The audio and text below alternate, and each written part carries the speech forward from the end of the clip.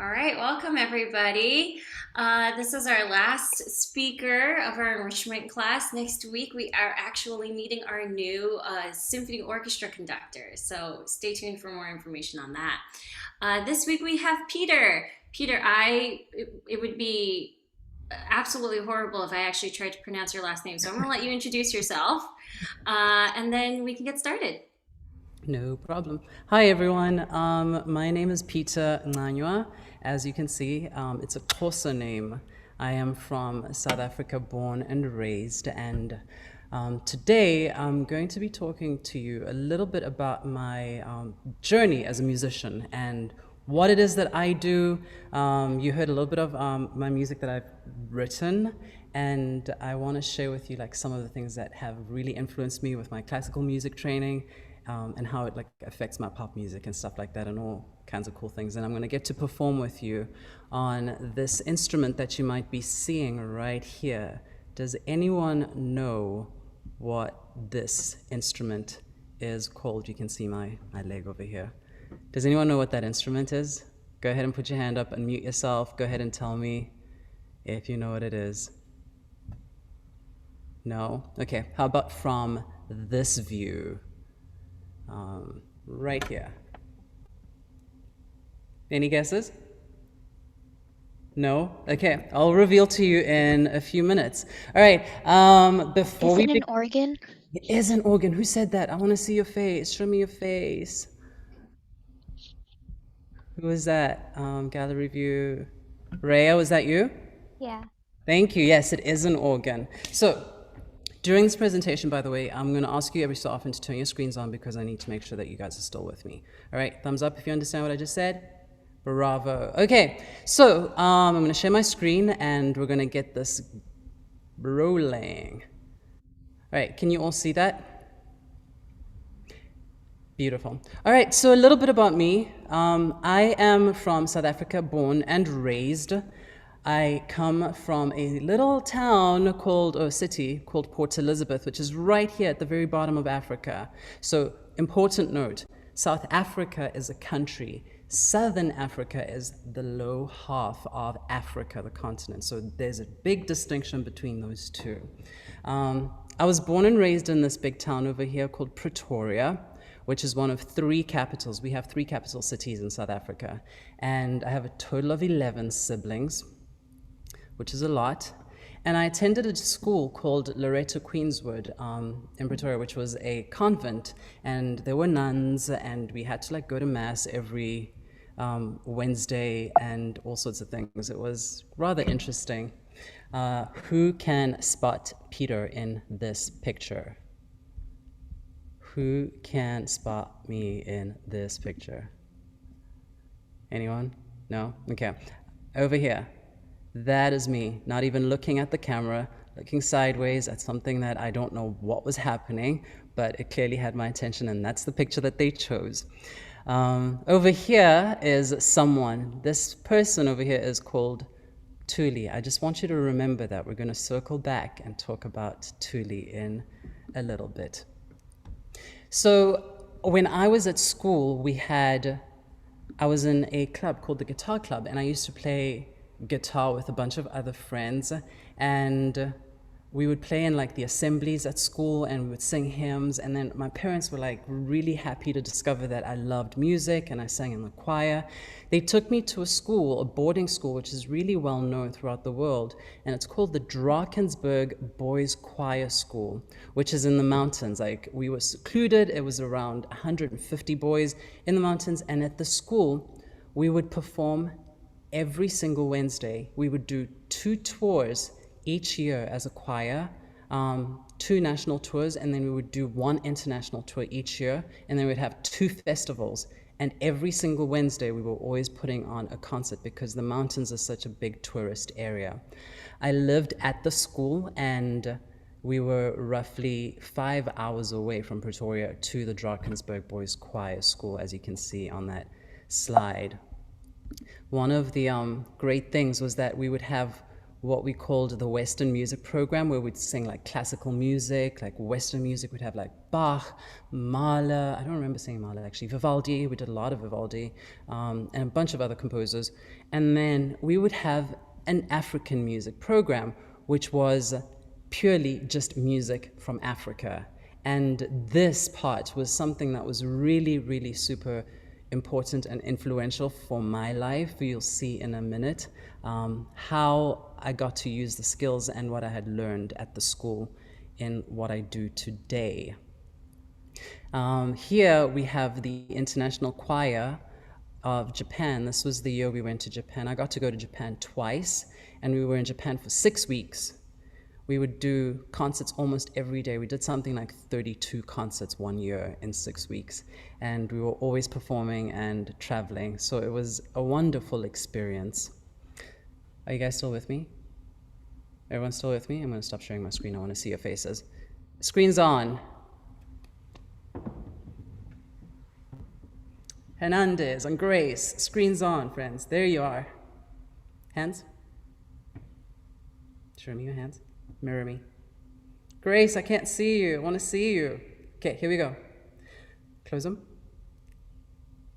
Open, shut them, give a little clap, clap, clap. Open, shut them, put them in your lap, lap, lap.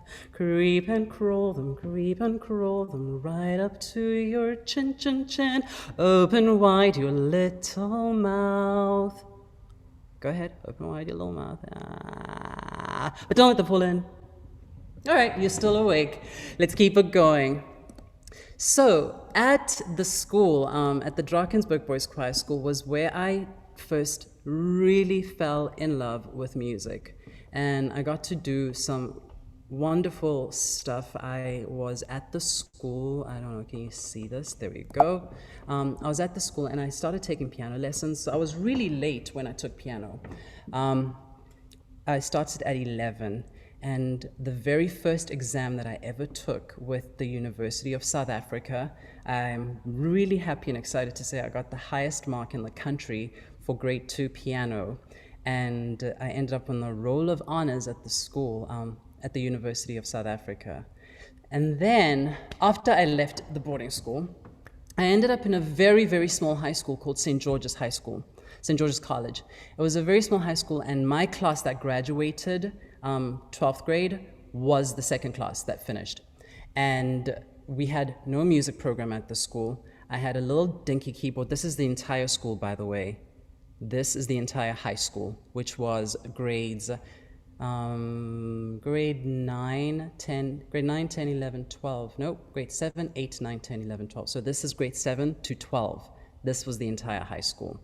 We had no music program, and I was invited by a friend of mine who said, let's start a choir. And we started a choir at the school, and I used to play in a company for the choir on my dinky little keyboard, and then they started asking me to play like the school songs and the national anthem at the assembly and stuff like that, and that's how I got to contribute everything that I had learned. So we were always making our own music opportunities. After high school, I left South Africa and I ended up in New Jersey. And in New Jersey, I went to college. I graduated from Montclair State University. I sang in Montclair State University Singers with Dr. Buchanan, where I got to share quite a bit of my heritage because a lot of people wanted to hear South African music. And because earlier, if you remember, all the stuff that I'd learned with the African music program in South Africa and the music that I grew up with, I got to be able to share some of this stuff. With the university, I got to teach the choir music that we got to take on tour, and we did some really cool and fun stuff. I also studied organ and voice at the university, and over here in this picture, you can see my back playing the organ at the Cathedral Basilica in Newark. Do you know that building? Have you all seen it before? Gigantic, beautiful building, and that's the rose window that you see right there. And with that, I want to give you a little preview of a piece that I'm going to play. So I'm going to pin a video right here so that you see what I am going to be doing. With the organ, we have what we call a pedal board, which is what you see down here. And it's set up the same way as a keyboard. So you've got the 2 black keys, 3 black keys, 2 black keys, 3 black keys, and you play with your feet. So you'll get to see a little bit of that action happening there. What you're going to hear now is what is called the festive trumpet tune, one of my favorite pieces to play. It's really exciting. And it's a festive trumpet tune because you'll hear a trumpet playing. So one of the great things about an organ is the fact that it's basically an orchestra in one instrument. And I can emulate so many different sounds. And so right now, I just want to give you a little demonstration of what the festive trumpet tune sounds like.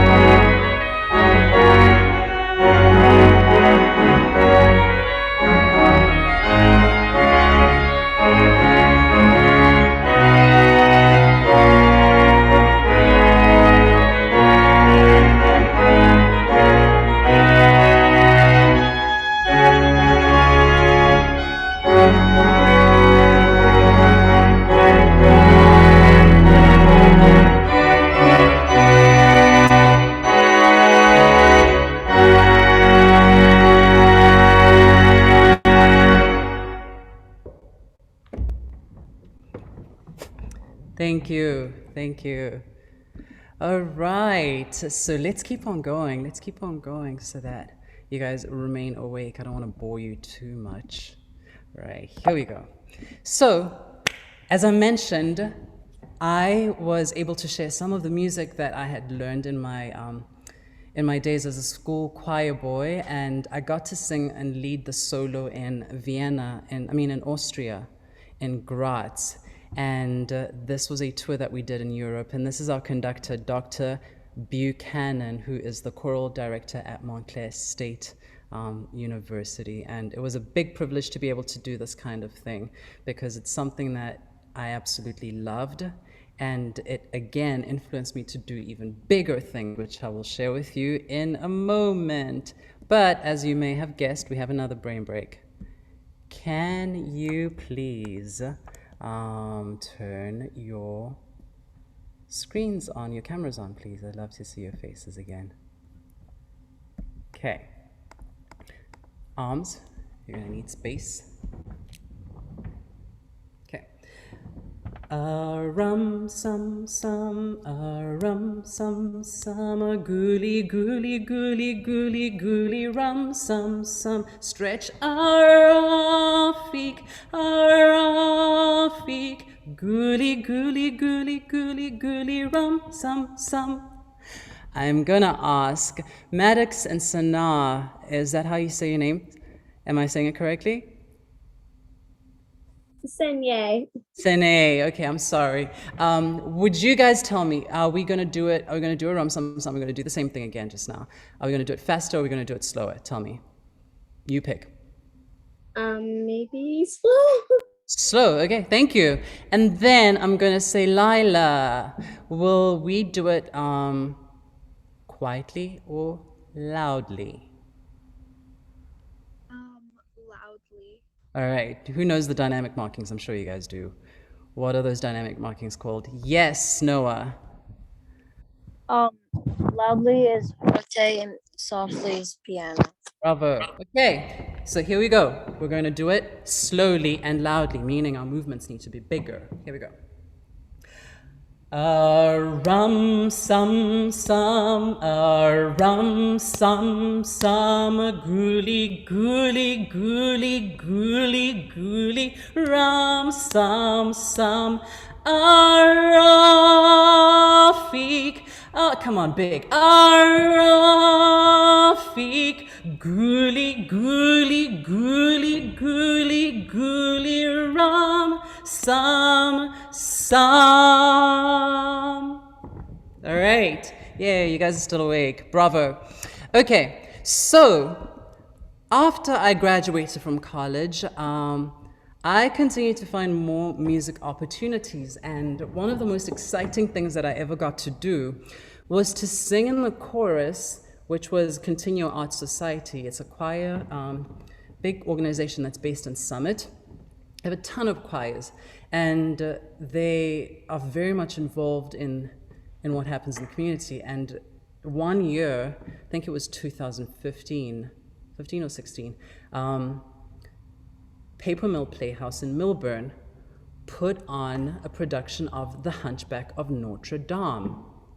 And you all know the story of The Hunchback of Notre Dame, right? Give me an... No, you don't know the story of The Hunchback of Notre Dame? Okay, it's a Disney movie. Really exciting. I'm surprised that you guys don't know it. Okay, so basically, long story short, there's a hunchback, Quasimodo, who lives at the top of a church. His uncle keeps him there. His uncle also happens to be the priest, and Quasimodo falls in love with a beautiful Romani girl who travels all over the world. The Romani people were homeless, and they sort of make their livings through trade wherever they might be. And he falls in love with this beautiful girl, and of course, she doesn't love him back, but she loves him dearly as a friend.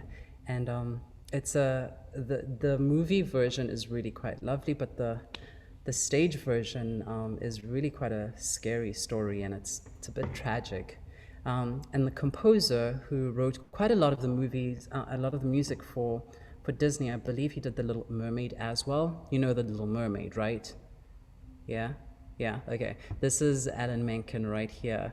He and his writing partner, Stephen Schwartz, have produced quite a lot of great music for Disney and the films. But nonetheless, this all influenced me to do a lot of my own writing. I write a lot of music myself. Since I was 16, even younger, in fact, I remember when I was 7, my parents gave me pocket money, and I remember I used to borrow, quote unquote, borrow my sister's pocket money to add to mine, and I would run to like the store to go get like a microphone, and we had cassette tapes in those days, so I would plug it into our little radio, and I would strum the hymns that we had, sang at school and the other songs, and I would sing along, and I would make like little recordings for myself. And that's something I've always wanted to do, is to just write songs. And I do that, and I write a lot of music, even though I'm classically trained.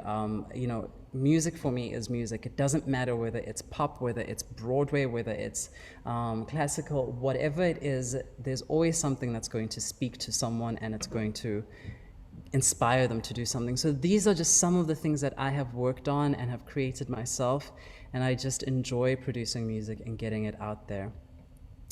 Here, I want to play you an excerpt of Pachelbel's Canon in D, and I'm going to play you a small part of it just so you hear how sometimes a passage can inspire you to create a certain song or write a song. Here we go. Do you all know this?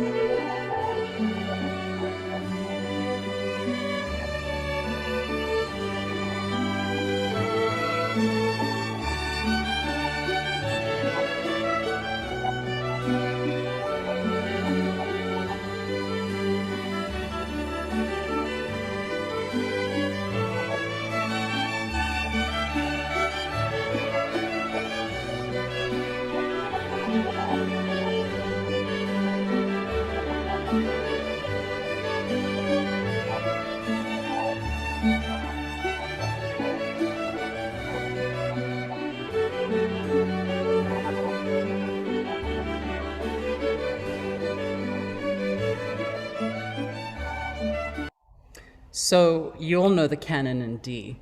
I have really enjoyed that piece. Well, when I was younger, I used to really like it. And about 10 years ago, it inspired me to write a song.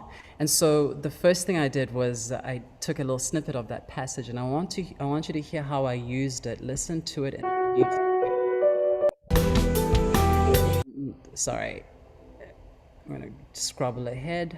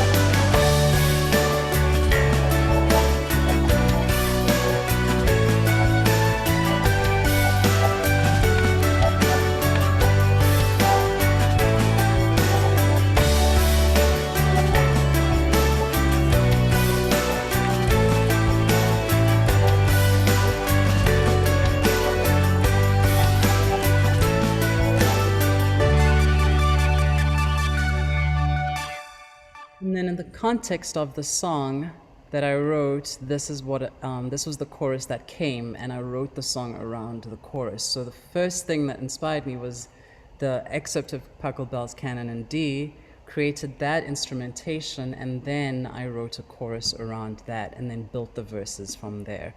So I'll just move it along to about here, just so that you hear what it sounds like in context with the song. That I wanna show, I know it's in me, I gotta let it flow. Something I know is the best of me. I can, I will find the best I know is in me. No turning back, I gotta stay on track. To get there I've gotta reach, searching and seeking, looking deeper in my soul. My turn has come to bring out the best I know is in me. And so you get the concept of how this happened. I know it's in me. Okay. So remember earlier when I said to you guys that the African music that I got to sing and write and got to share, a lot of composers in America, they love to experience and use African music or foreign music in their programs. And I used to find that when I got asked by choirs to come and coach them and like work on pronunciation of things, I used to look at the music and I remember thinking like, this is not well done, or there would be like spelling errors in the music, or the words would be wrong. And so I decided to write my own arrangements. And I am not a composer. I'm not someone I don't call myself a composer. That's not what I studied at school. But I love writing music, and because of the experience that I had with choral music and writing, I was able to get a couple of pieces published through Hal Leonard. And Umangihamba Nawe Tuli is a very popular South African folk song.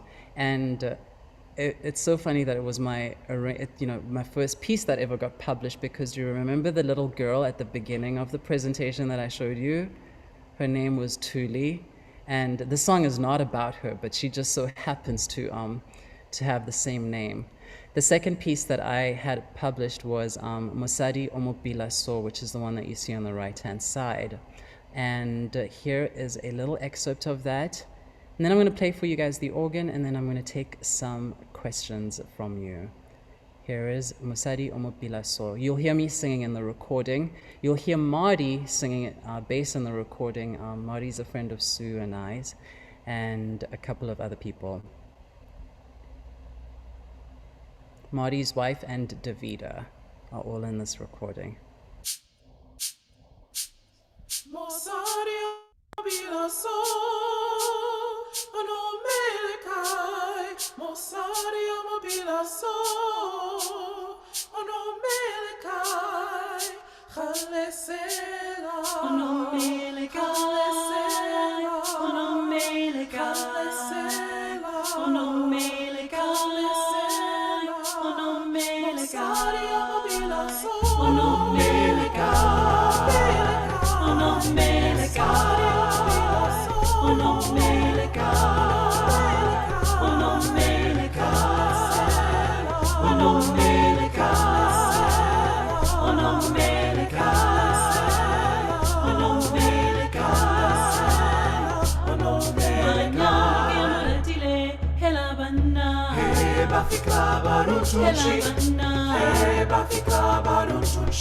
Wanyana ke muratile helabana heba fikra barutunshi heba fikra barutunshi heba fikra barutunshi heba fikra barutunshi unichepe sheri homo helabana heba fikra barutunshi heba fikra barutunshi unichepe sheri homo helabana heba fikra barutunshi heba fikra barutunshi heba fikra barutunshi heba fikra barutunshi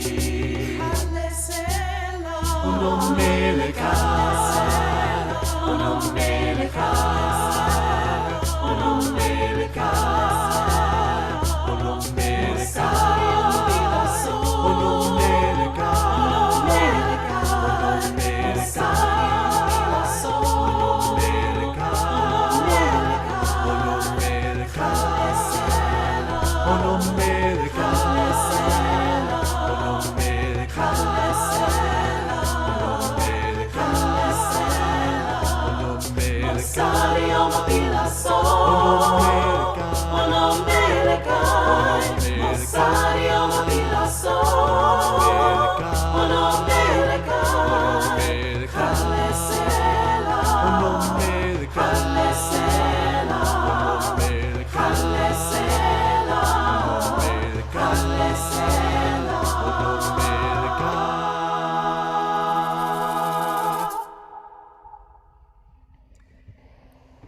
Thank you. I'm excited that some of this music gets performed and I get to hear choirs sing it. It's just really inspiring. I'm someone who loves telling stories. I love sharing stories. I love telling stories and listening to stories through books, through music, through songs, and any other things, any other mediums. I'm going to play for you a piece called Prelude in G by Johann Sebastian Bach. This is one of my favorite preludes in G by him. I'm not going to play the fugue because the fugue is like 6 minutes long and it's really hot in this building that I'm in right now in this church. So I'm just going to play you the prelude, which is about 2.5, 3 minutes long, and it's got some really fancy footwork. So if you want to, feel free to like go to the other Peter screen and watch what happens. Enjoy.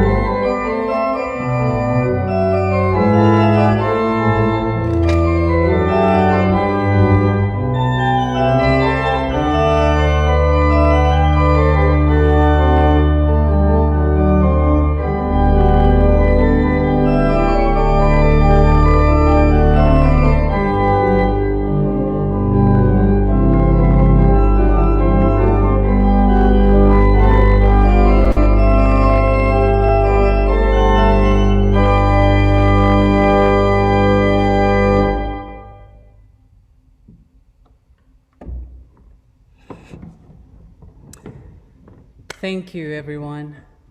So that is all I have to share, but I am more than happy to take any questions that you guys might have. So hit me. Okay, so Peter, we usually have a list of questions we ask all of our guests, and then, if anybody has any extra questions, just type it in the chat and I'll relay it to him. But our first question we ask all of our guests happens to be, what would you do if you found a penguin in your freezer? Oh my goodness. I was not ready for this. Okay, I would actually go to Antarctica with the penguin and pay a visit, deliver him home. That's what I would do because I've always wanted to go to Antarctica. So might as well make a trip of it if I've got a tour guide, right? That is a good idea. Nobody's answered that. Nobody said they would take the penguin home. What would everyone else do? They would either put it back in the freezer or like keep it as a pet and give it a hug and name it. Yeah, in this heat, I don't know if the penguin would be happy about that. That's true. This is well, you kind of answered this in your own way, but I'm curious to see, how often did you practice when you were younger? When I was really young, okay, so remember I was in boarding school, and that was the first time I used to take organ lessons. I used to sneak out while everyone else was asleep. I'd leave the dormitory at 3 a.m. and go into the auditorium. I knew where they kept the keys, and I would steal the key and I'd go into the auditorium and I'd practice from 3 a.m. until 6 a.m. So I used to do 3 hours every day in the morning. And then I'd sneak back into the dormitory and I'd go to sleep, pretend to be asleep because that's when we get woken up at like 6:30. But that's what I did. I used to do 3 hours a day when I was really practicing intensely. What okay. Would you rather fight one horse-sized duck or 100 duck-sized horses? I don't know if I'm gonna win either way. I think I'd rather take on one horse-sized duck. Yeah, I'd take on one horse-sized duck because, yeah, I'd be able to like get away from it. I'd probably run faster than it. So yeah, I hope. One is my answer. That is our most popular answer, by the way.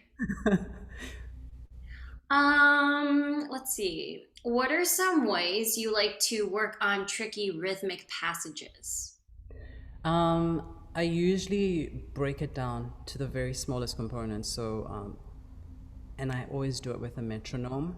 So whatever it is, like I speak the rhythm first, either on tas and titis or tiki tikis, whatever neutral syllable that you use. I use do's and do days for my students in class at school, and slow, steady practice and accurate repetition. The goal is to get it right, not fast. For me, slow and steady always wins the race. I just saw this actually recently. I think it happened this past weekend. There was actually a tortoise and a hare, like the turtle and the rabbit. They had an actual race, and they put like a finish line at the end, and the turtle won Wow. because the rabbit got distracted. He Hmm. got really, really far, and then he just was looking at everybody, and Right. then he lost. So yes. Very good advice there. I know you've been all over the world, but this question has two parts. You can answer it in two parts. What is one of the I guess your most memorable gig, and what is one of your favorite places you've ever performed in? I definitely have to say that being in Japan was a really, really big and important experience for us, for me anyway. And it was one of my favorite countries to be in. 'Cause I got to do it twice. It was difficult because each night you would perform and then you would get on the bus after the performance and you go to the next city and then you sleep in a hotel, you wake up, you hang out a little bit, you go to the venue and you perform and you rinse and repeat over and over again.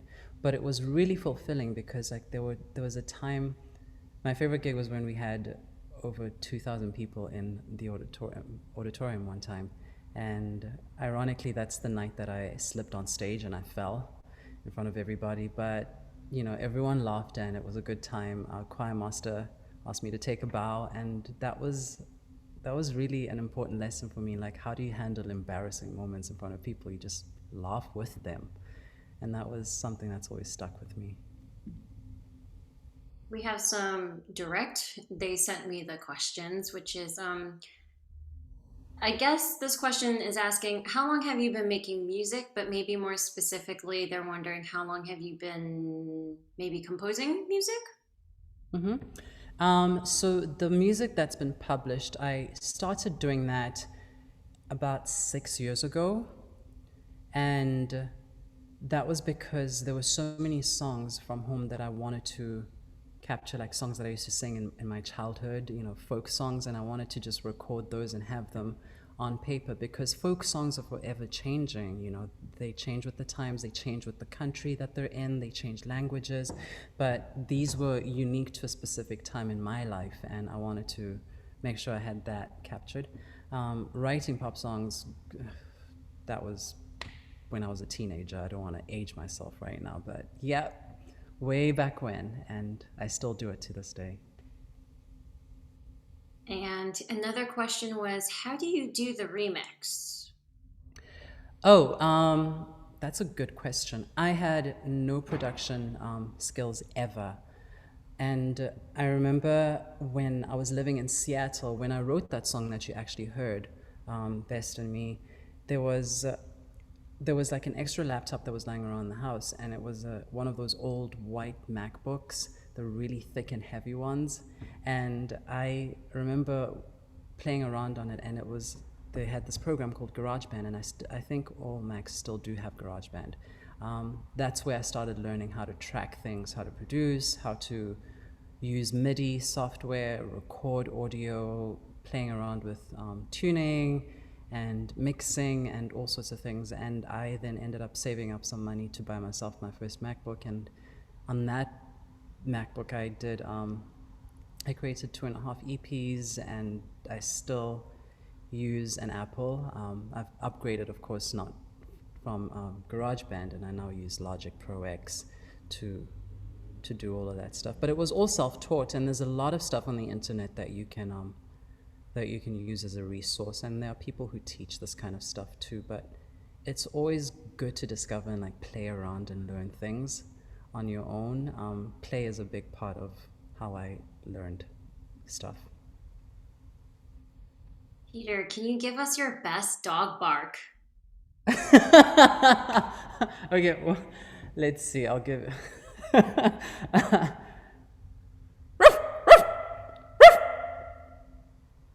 a good one. I don't know if that's a bark on an interview Good before. one. We do ask all of our guests to give us their best dog barks. Okay. Some of them don't even bark, they just make noises. Oh, this is a great question. How do you motivate yourself when you don't want to practice? Yeah. Ooh. How do I motivate myself when I don't want to practice? There are times when I really just either don't want to practice or I don't have the energy to practice. But I always try to be better than I was the day before, or at least learn something new in my practice that I wasn't able to do. I don't always practice everything all at once at the same time in each practice session. That doesn't work. Like the Bach piece that I played for you, I had to learn over 3.5 months, and I would do one line at a time or 2 lines at a time, depending on how difficult things were, and I would do slow, steady practice over and over again. But even if it was just one measure, I would be like, okay, because I don't want to practice today, I'll just work on this one measure, and I'll feel like I've done something, and it's better than absolutely nothing. So always trying to be a little bit better than I was the day before. I think that's the biggest goal for me. And then our last question, what is a saying or some sort of advice you would give to yourself, to your younger self? There's a Xhosa saying that just absolutely came to me as you were asking this question. It's umntu ngumntu ngabantu, which means, loosely translated, it translates to a person is a person because of people, and really building a community around yourself, making those relationships with people that you can make, and nurturing the relationships, like really taking care of them, making sure that you are being deliberate about calling someone to hang out with them or checking in on a friend who might not be doing well, and not necessarily always taking things personally if someone doesn't text you back or if they read a message. You never know what's going on with people.